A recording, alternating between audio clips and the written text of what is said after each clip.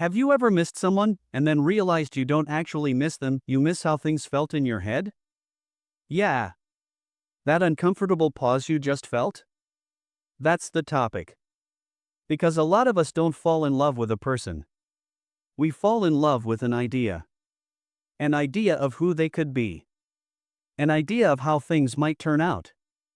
An idea of the future version of them that exists mostly in our imagination. And that's where things quietly go wrong. At first, everything feels magical. You meet someone, and your brain immediately starts doing what it does best, filling in blanks. You don't just see who they are right now. You see potential. You see late-night talks that haven't happened yet. Inside jokes that don't exist. A future that hasn't earned permission to be real. It's like buying a movie ticket because the trailer looked amazing, and then refusing to leave even when the actual movie is terrible. Here's the tricky part. The brain loves patterns and stories. When someone shows us a few good moments, our mind connects them into a full character arc. One sweet message becomes proof they're caring. One deep conversation turns into "they really get me." One good day becomes the standard for who they are, even if most days don't match it. We don't fall for consistency. We fall for possibility. That's why red flags don't stop us early. We don't see them as warnings, we see them as temporary bugs. We say things like, "they're just stressed," or "they didn't mean it," or the classic, "they'll change." Spoiler alert. You're not dating who they are. You're dating who you hope they'll become. And hope is powerful. Hope can make you ignore reality longer than logic ever could. Here's a simple example. Imagine ordering food online. The picture shows a big juicy burger. You get the box, open it, and it's flat, messy, and sad. But instead of sending it back, you stare at the picture again and say, "maybe the next bite will taste like the photo." That's what falling for the idea feels like. We also confuse emotional intensity with emotional connection.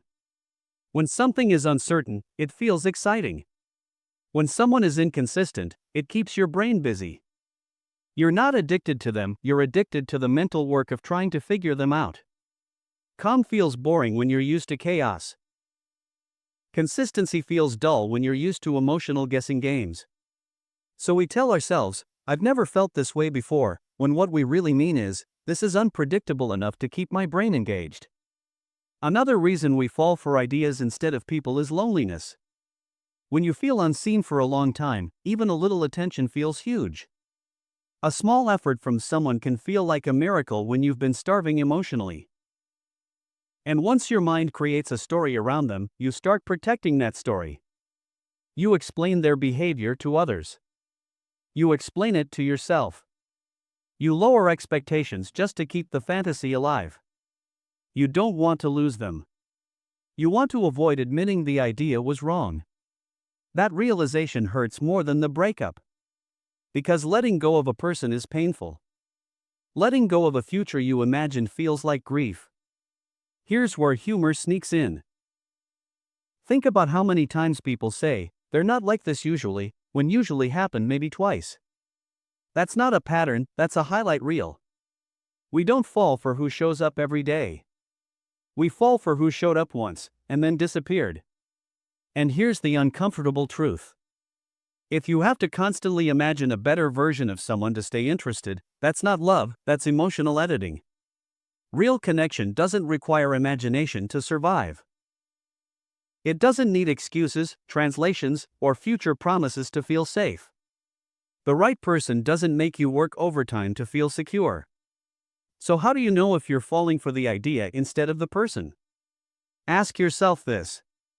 If nothing about them ever changed, their effort, their communication, their behavior, would you still choose them?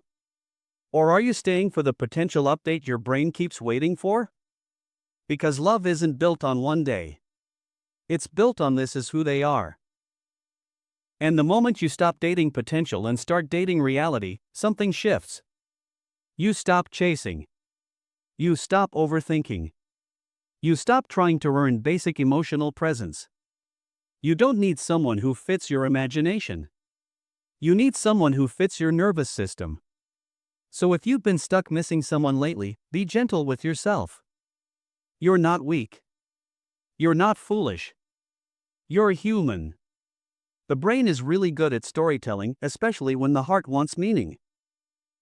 Just remember this. The idea of someone can't hold you. Only a real person can.